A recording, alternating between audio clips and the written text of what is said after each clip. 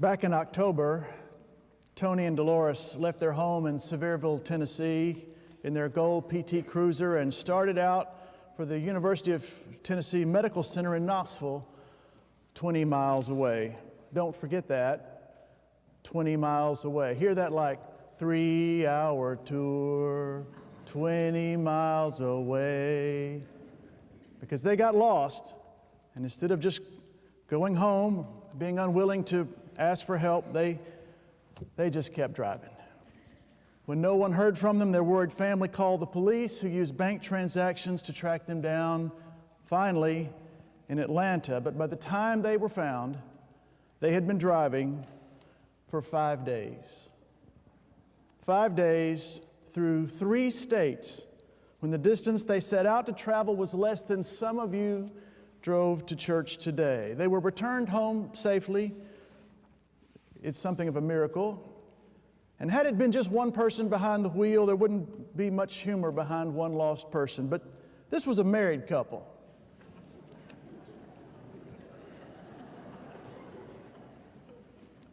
So I kind of have a suspicion that there was some conversation in the car over those 5 days. Maybe like the conversations I remember my parents used to have when we were lost. And those conversations, I bet, got a little animated. Sometimes it's better to just admit we don't know the way. You know, in the dark ages before GPS came along, some of you don't know this time, it was a dark time when men were always blamed for this. It was always the man who was too proud to stop when he got lost and get out and ask for directions, because men think they know everything. Well, in defense of my gender, that is not true. We do not think we know everything. It's just that we know where everything is and the best way to get there. A woman once told me that her husband actually had made great strides in this, having come part way at least into the 21st century. He had grown to the point that when he got lost while driving, he would now humble himself and pull over somewhere and let her get out and go ask for directions. What is happening in Mark 8 is essentially a heated argument between two people about which way is the way. And I guess I'm obligated to point out that they were both men. At first, it's Jesus behind the wheel. Peter's riding shotgun because he always called it first. And all the other disciples are crammed into the back 2 seats of the minivan like sardines. Jesus has already led them in I Spy and 99 bottles of non-alcoholic liturgical grape juice on the wall. And he decides to seize a teachable moment. Let's play another game, he says. Who do people say that I am? Aware that forces are organizing against him, he doesn't have long. He's trying to prepare them for the trouble ahead gently. Lots of answers come from the back seat. Moses, Elijah, who do you say that I am? He asks. You are the Messiah, says Peter. And for getting the answer right, Jesus lets Peter drive for a while. And so they go along, and Jesus turns to face them all. And he says that he must suffer many things. He must be rejected, and that he must be killed, and after 3 days rise again. But all they hear is killed, and the disciples are shocked. This is not what they signed up for. John is crying. Judas is texting resumes out to other job sites. Peter hits the brakes, giving them all whiplash, pulls the car over to the side of the road to rebuke Jesus. No, no, no. That is not going to happen. And Jesus rebukes Peter right back and says, get out of my way, Satan. You have no idea how God works. And Jesus just sat there staring at Peter until Peter finally said, Jesus, take the wheel. Okay, that was in bad taste. But it's important that we know that Peter stopped trying to drive. We're kind of shocked that Jesus would be so mean as to call his faithful disciple Satan. Obviously, Peter is not trying to be evil. He's trying to protect Jesus as anyone who loved him would. All his life he's heard that the Messiah will be a Jewish hero who is victorious in battle and sits on a throne. Peter simply assumes he knows the way to get there. But in the Hebrew language, the word Satan simply means roadblock. Long ago, Jesus faced that temptation down. Peter doesn't understand it. He's offering Jesus the same temptation that Jesus faced in the wilderness before his ministry ever began. The temptation of safety and security, of amassing fame for himself, of consolidating power for himself. They all look like solutions.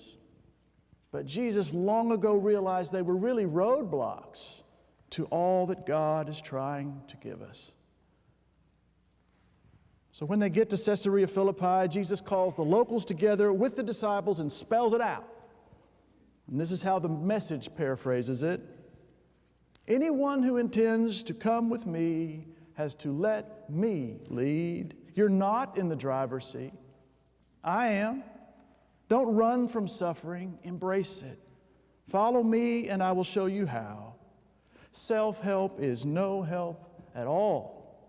Self-sacrifice is the way, my way, to saving yourself, your true self. What good would it do to get everything you want and lose you, the real you? What could you ever trade for your soul?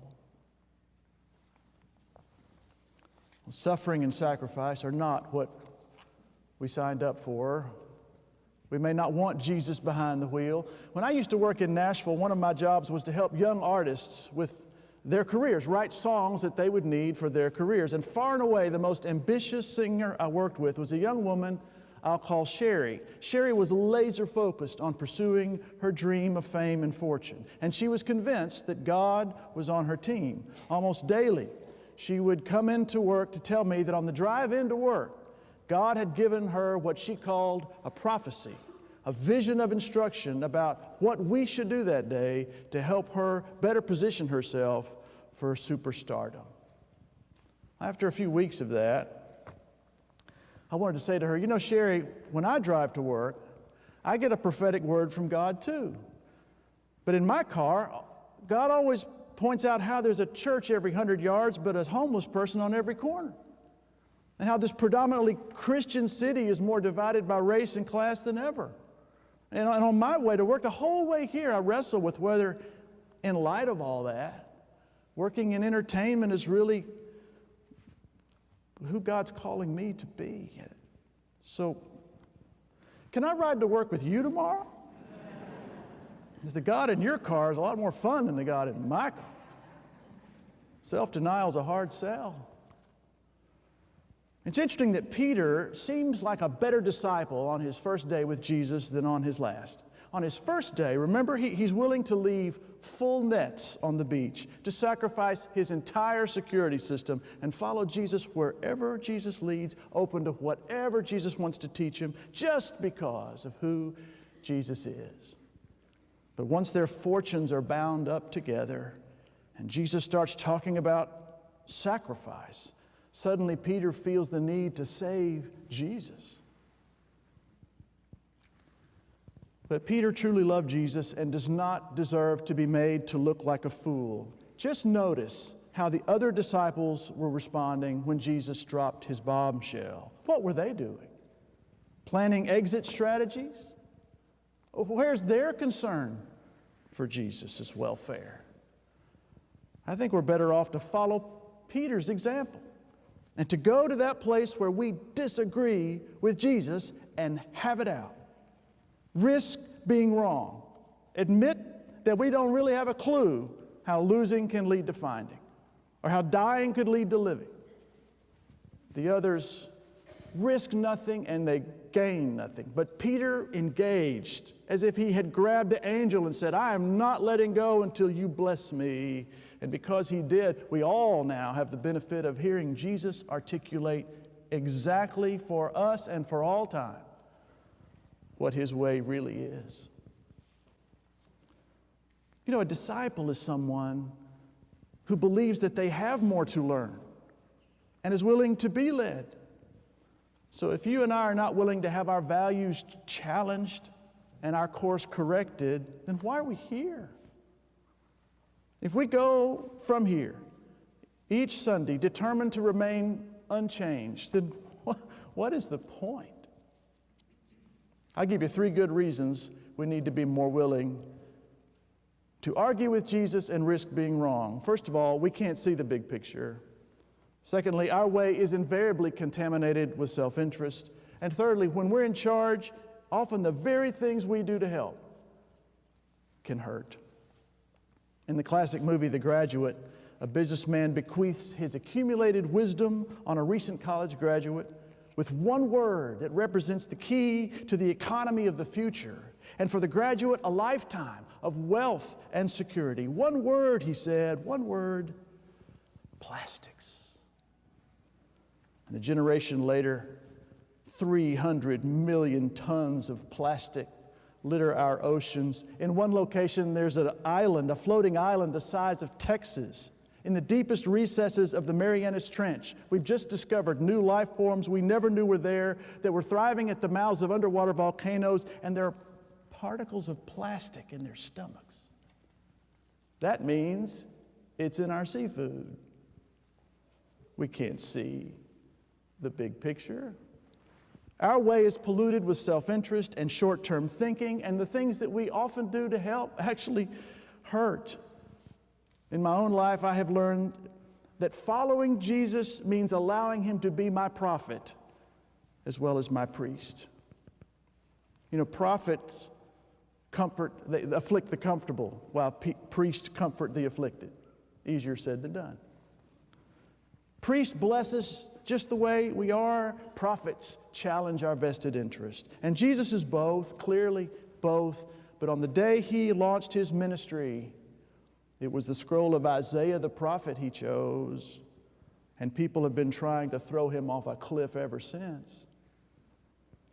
We say, let him be the priest who does our baby dedications, not the prophet who reminds us that the infant mortality rate is rising in our country in proportion to economic inequality.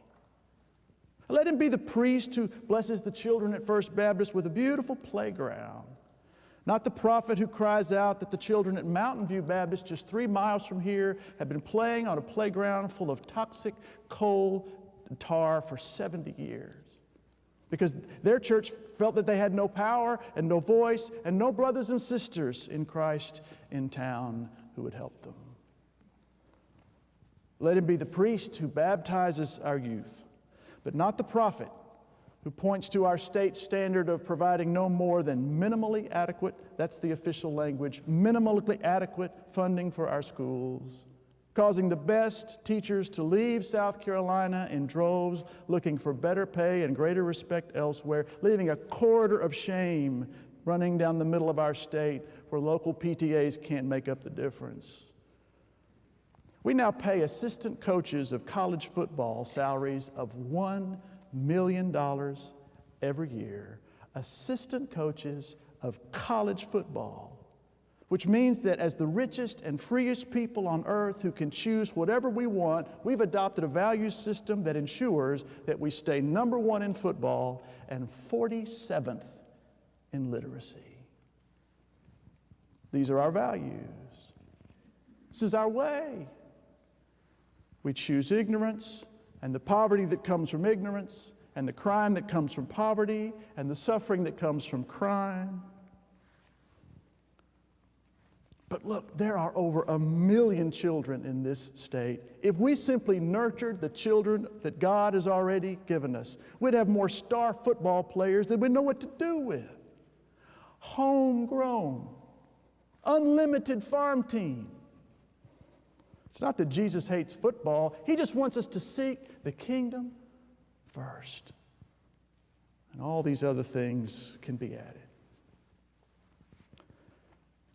Yesterday, we let Jesus drive. We showed our community a vision of the kingdom of God. It was an offering that not only helps, but sends ripples of goodwill in every direction. We loved on our neighbors. We made memories that will help shape our children's hearts and minds. It was beautiful. it was fulfilling, it was inspiring. And the good news is, it costs so little. But the bad news is, it costs so little. Inasmuch Day is a failure if we think we can use it to simply check the box on servanthood so we don't have to think about it for another year. The point of it is to be reminded that there is more joy in a widow's mite of service than there is in a lifetime of self-seeking and self-promoting self-interest. It is an appetizer for a lifestyle of following Jesus. I'll tell you the truth. I find myself arguing with Jesus all the time. Every time I'm not needed on the podium and I can sit in the congregation and just worship, be alone with my thoughts, every time Jesus comes and sits down beside me. He's always polite. How's the family? Well, we're good, Lord, thanks. Emily and Christopher are off at college, Great kids, he says. Yeah, they're great, Lord. I love them. I love them too, he says. I say, we've worked hard to give them our best church we could find, best schools. We wanted to get them into a good college. College is expensive, Jesus says. You said it, Jesus. By the way, we didn't have anything to do with that bribery thing. Oh, I know, he says, I know. I said, I thought paying obscene amounts of money to get your kids in college was just tuition. And then Jesus says, you've been my disciple a long time, Kyle. And I say, yes, since I was 9 years old. He says, yeah, I remember. Let me ask you, have I ever said anything in all that time that made you think that I love Emily and Christopher more than the children in Woodside or Nickeltown or Sans Souci? No, Lord, you haven't. Then why don't you advocate as much for those children to have what they need as you do for your own? Well, my kids are my responsibility, Lord. I can't be responsible for the whole community. And he says, I know, but the community can. The community can care for itself, its own children. That's what the kingdom is I've been talking to you. Yes, Lord. Maybe you could say something about this to the church sometime.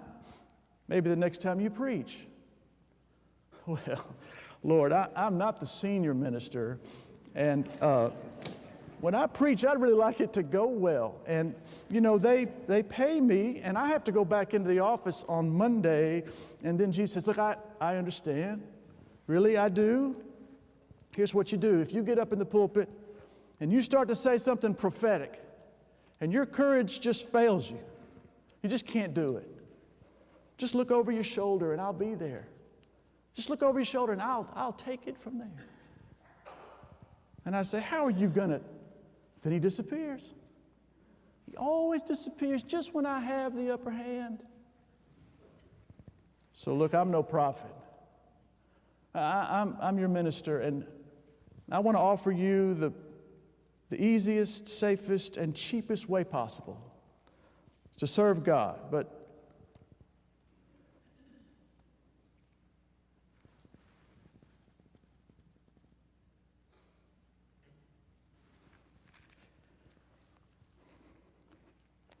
I know I've encouraged you to argue with Jesus, but I have to be honest.